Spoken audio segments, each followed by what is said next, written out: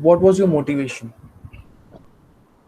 My motivation was the fact that there was this one time when I did not want to rely on the resources that I had already been relying on. जैसे मैं अपने friends से बात करती थी, अगर कोई issue है या फिर पेरेंट्स से बात कर लिया या फिर उसको अपने माइंड में ही सोच के कुछ उसको सॉर्ट करने की कोशिश करी. Just go with the flow. अब तो ये दोस्त अब मुझे ना दोस्त से थोड़ा शुरू करने दे, ठीक है? ठीक है, मैं स्टार्ट करता हूँ. हाँ, और थोड़ा छोटा रखिए दोस्त का पॉइंट.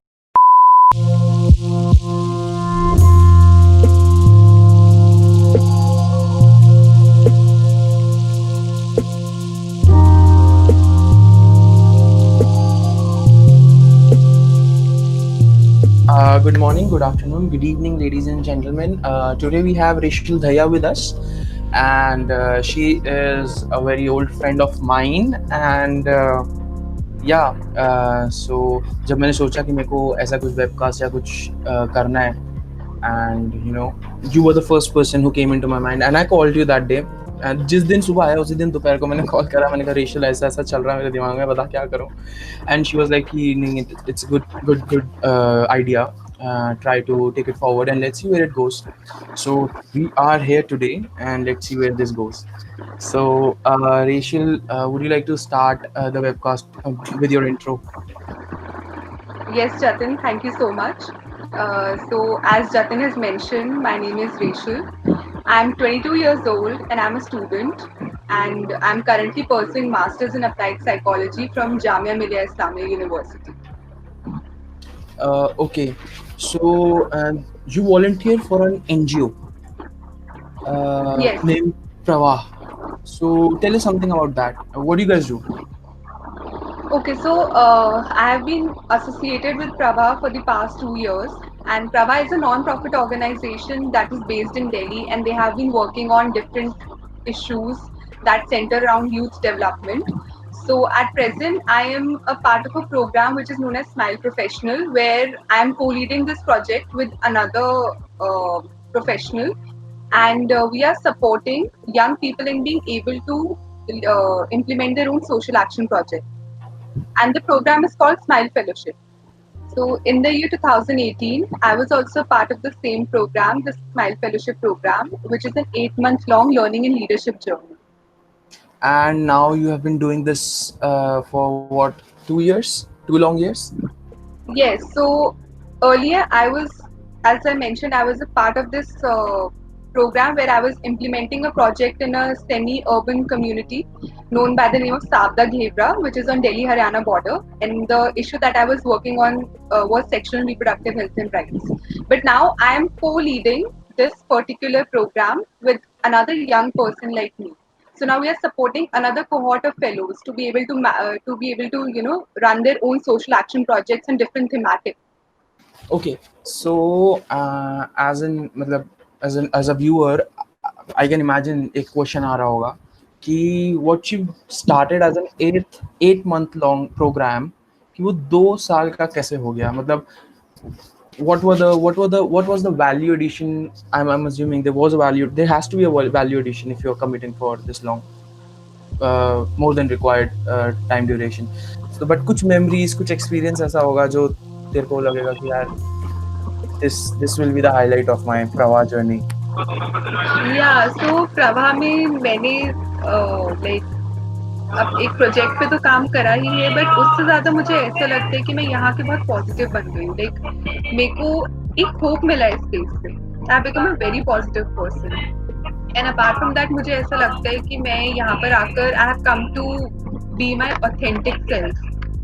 लाइक और उसने मुझे और इस चीज़ से मुझे बहुत हेल्प मिली है कि मैं लोगों के साथ भी ऑथेंटिक रिलेशनशिप्स एस्टैब्लिश करूँ. तो ये मुझ में काफ़ी चेंज दिखा है और मुझे ऐसा लगता है कि मैं बहुत ही इंट्रोवर्ट थी और मेरा मतलब कुछ इतना इंटरैक्शन लोगों के साथ रहता नहीं था. ठीक है, बट यहाँ पर आकर मैंने एक्चुअली सीखा है बहुत कुछ. तो अब थोड़ा-सा मैं ये नहीं कहूँगी कि मैं एक्सट्रोवर्ट बन गई हूँ, बट हाँ, मैंने लोगों से रिलेशनशिप बिल्ड करना भी सीखा है. जैसे मेरी एक फ्रेंड थी और गिवन द कोक उनको सीरियस कर देता हूँ अगर उनको मजे करने होते हैं मैं इधर आओ. तो तो फ्रूटफुल था। तो अभी एक फ्रेंड मेरी बता रही थी कि यार वो एक जॉब से दूसरी जॉब शिफ्ट कर रही है, एंड यू नो उसको एक दिन मेल आ गया कि अनपेड लीव्स हैं, हो सके तो जॉब, उन्होंने सॉफ्टली बोल दिया कि यू आर फायर्ड। ठीक है, तो ह्यूमिलिएशन आया, एम्बैरेसमेंट आई, and then she was of course, फिर बंदा क्वेश्चन करता है कि यार मेरे से शायद गलती हुई होगी, हो सकता है मैंने वो एक्सपेक्टेशंस, वो maybe I am not made for, आ जाते हैं सवाल, राइट, कि अगर मेरे को कोई जॉब से निकाल देगा तो मैं भी पागल हो जाऊंगा 2 दिन, मैंने क्या करा, राइट, ब्लेम गेम खेलेंगे, but at the end of the day you don't have that job. Self blame होता है, सेल्फ डाउट होता है, अपनी कैपेबिलिटीज को भी हम डाउट करने लग जाते हैं। I agree. क्वेश्चन इज कि वो बोलती, फिर उसने बैक ट्रैक करा अपने थॉट प्रोसेस को, and she wanted to find out कि व्हाट उसको क्यों कर रही है वो ये जॉब, क्या है उसके इंटरेस्ट्स, क्या है उसका पैशन, और वो समझ रही जो इकिगिया का मॉडल है कि what things do I love, what am I good at, how can I make money, what does the society need, तो वो सारे को वो करने लगी, बट अगेन उसके पास कोई फ्रेमवर्क नहीं था, तो she got lost, and then again Instagram stuff like that, distract हो गई, and then but the point is क्योंकि फ्रेमवर्क नहीं था, she couldn't track her progress, उतना डीप दोबारा जा पाएगी वो, उस दिन तो वो फायर हो गई थी, तो उसने सोचा दुख में, but that was the thoughts, तो वो थॉट्स ही तो चाहिए थे उसको ग्रोथ के लिए, अगर उसको कुछ चेंज करना था, वो एग्रेशन, क्योंकि वो सेल्फ डाउट में भी थी, then there is a lot of things that kick in, anxiety होने लगता है, स्ट्रेस होने लगता है, you don't have a job now, maybe you have dependents, parents, stuff like a lot of, it's complicated, but the point is वो बहुत intense day था उसके लिए, एंड उस दिन उसका I felt while I was talking to her कि वो अपने वैल्यू सिस्टम से थोड़ा डिटैच्ड है, शी डू नॉट, उसको पता नहीं है कि वो क्यों कर रही है, क्या कर रही है, नंबर अच्छे आ गए थे, साइंस ले ली थी, साइंस में फिर ठीक हो गया था, कॉलेज मिल गया, कॉलेज में जॉब आ गई तो जॉब कर ली, क्यों करेगा, वो नहीं, क्यों नहीं आया कहीं, क्यों, कैसे, क्या, तो वैल्यू सिस्टम से कुछ लोग ऐसे डिटैच हो गए, suppose now they want to do it but they don't know how to do it, and then again they hit the roadblocks, and then they get lost because we have a lot of distractions in our life, so much going on, and उसके बाद एक और additional stress आ जाए, like losing a job during these times which is so difficult. So of course we tend to engage in a lot of self harm, कि negative feelings आती है, you know, you tend to doubt your own self, your capabilities, कि मेरे साथ ही ऐसा क्यों हुआ. This happens and it's very, I mean it happens, it's normal. Okay, but then इससे होता क्या है कि we tend to be very harsh on our own self. Okay, negative view hold करते हैं अपने बारे में, and बहुत ही कई बार ऐसा होता है कि हमें अपने आप से बहुत ही unrealistic expectations होती हैं, and when we are not able to meet those expectations, they lead to disappointment. So what has really helped me in developing, I mean a skill that I developed in the space of Prabha, and वैसे भी मुझे जो बहुत ज़्यादा help करा है वो है acceptance. Okay, so losing a job is also like a change. So it is really important to begin with accepting the fact that कि हाँ ऐसा कुछ हुआ है. Of course वो acceptance जल्दी नहीं आएगी, it's a gradual process. ठीक है? So it is really important to first accept the fact that something like this has happened and accept the emotions जो उसके साथ associated हैं. Like it's not necessary कि तुम उनको you know बिल्कुल ही अपने mind से shun away कर दो and you know सब ठीक हो जाएगा. That is only going to lead more problems. So I would like to share one thing which has really helped me is maintaining a joy. Okay, so when be it anything positive, like not necessarily negative, negative positive both. तो मेरे लिए journaling बहुत help करा है मुझे. Like I reflect, I write my thoughts on the paper. And ऐसे express करने से मुझे काफी मतलब अच्छा फील होता है, मुझे ऐसा लगता है कि मेरे थॉट्स और ऑर्गेनाइज हो गए, मेरे को क्लैरिटी मिलती है जो भी मुझे इश्यूज होते हैं या जो भी मुझे मैटर करता है. So journaling has really help me a lot. okay, so and during this time I've also tried to you know build skills of self compassion in my own self, and I feel that अगर self compassion develop करना भी है तो it is very important to recognize the things that we are grateful for around us. Journaling पे मैं आना चाहूँगा। Journaling कैसे चेंज, जर्नलिंग खुद में एक चेंज है मुझे तो लगता है। बहुत लोग लिखना स्टार्ट तो करते होंगे बट वो हाँ, फिर वो मैंने तो एक डायरी बनाई थी बहुत पहले, और मैंने ना अच्छी सी डायरी खरीदी थी और मैंने सोचा था इसमें ना मैं तब लिखूंगा जब मेरे को आ जाएगा लिखना। तो मैंने रफ से स्टार्ट करा। हाँ, मैंने बस कभी खोली ही नहीं वो डायरी, वहां तक बात ही नहीं पहुंची। मैंने रफ पे ही मामला खत्म हो गया, डायरी अभी भी पड़ी है। मैं सोच रहा हूँ किसी दिन मैं आई बी ऑल सेट और मैं फिर लिखना शुरू करूंगा। मैं नहीं चाहता कि अभी मैं काटूं और वो गंदी कर दूं। तो या जर्नलिंग लिखना भी एक बहुत बड़ा चेंज है। उसको कैसे, what do you think?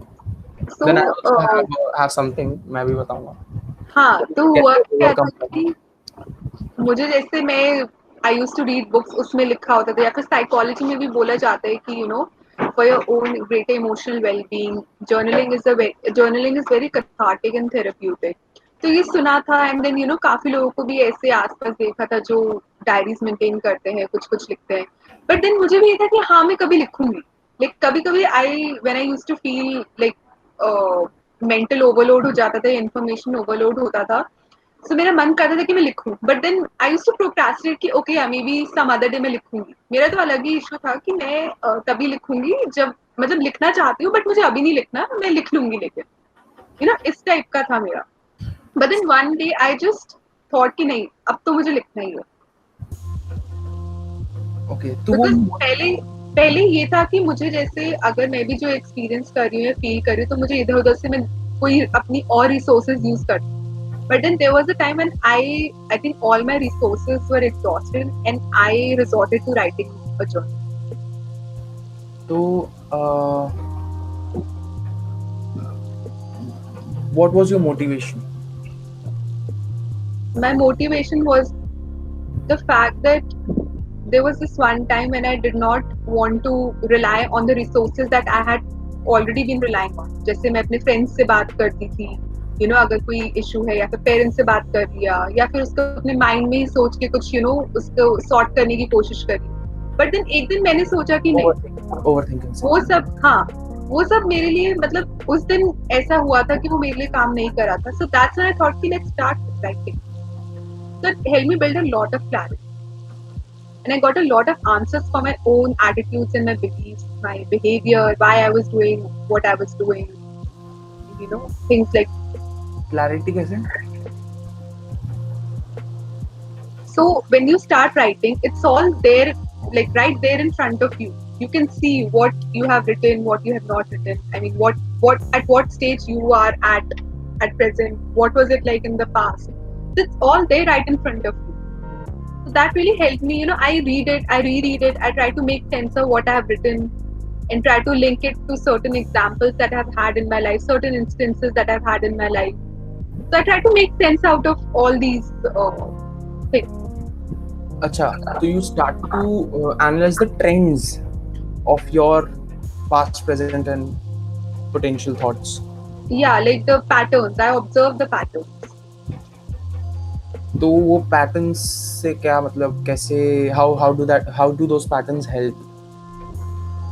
So अगर हम एक ऑर्डिनरी सिचुएशन देखें, ठीक है, अगर हम जैसे रोड पर सपोज जा रहे हैं, ठीक है, we ram our car into another car, okay. तो सपोज हमने in fit of rage we start arguing with that person, police को बुला लेते हैं, ये सब करते हैं, ठीक है। घर आके हम सोचते डैमेज, चलो ठीक है, हो गया है, बट देन घर आके हम सोचते कि शायद हमें ऐसा नहीं करना चाहिए था, कि अपने एक ऐसी मटेरियलिस्टिक चीज जो ठीक भी हो सकती है, डैमेज जो है वो रिपेयर हो सकता है, उस पर मैंने अपनी इतनी एनर्जी क्यों लगाई, या फिर मैंने इतना एंगर क्यों करा which is so harmful for me, है ना। तो मैं वो सब सोच रही कि एक्चुअली ऐसा क्या हुआ था कि मैंने इतना एंगर उस इंसान पे निकाला। Was it because of the car that got damaged, मुझे उस पर गुस्सा है, या कुछ और ही रीजन था जो कि इसके ऊपर मेरा एंगर निकला है। समझ गया मैं। मतलब व्हाट वाज द ट्रिगर? हाँ। इमोशंस मेरे अंदर था बट हम्म, वो ट्रिगर पॉइंट था, वहां पे मैंने सोचा अब तू तो गया। वो हाँ, वाला। कि मतलब कि एंटीसिडेंट क्या था, ट्रिगर क्या था, उसका बिहेवियरल मैनिफेस्टेशन क्या हुआ, और फिर कॉन्सिक्वेंस क्या हुआ उसका। Okay okay. ठीक है, जैसे सपोज ट्रिगर अभी मुझे पता चला कि शायद से वो उस इंसान पे मैंने जो गुस्सा करा वो मेरा ट्रिगर नहीं था, बट घर में लड़ाई हुई थी वो ट्रिगर था। गुस्सा निकला बिहेवियर उस इंसान पे, और कॉन्सिक्वेंस क्या हुआ, मैं बहुत स्वेट कर रही थी, मेरा बीपी हाई हो गया, एंड यू नो मैं ठीक से ड्राइव नहीं कर पा रही, आई वाज ऑल शिवरिंग, मुझे थोड़ी देर के लिए गाड़ी साइड में रोकनी पड़ी। एंड इस टाइप की चीजें कि मैंने इन अ वे मैं अपनी सेल्फ हार्म, मतलब अपने आप को खुद को हार्म किया बहुत ज्यादा। तो मैं समझ गया।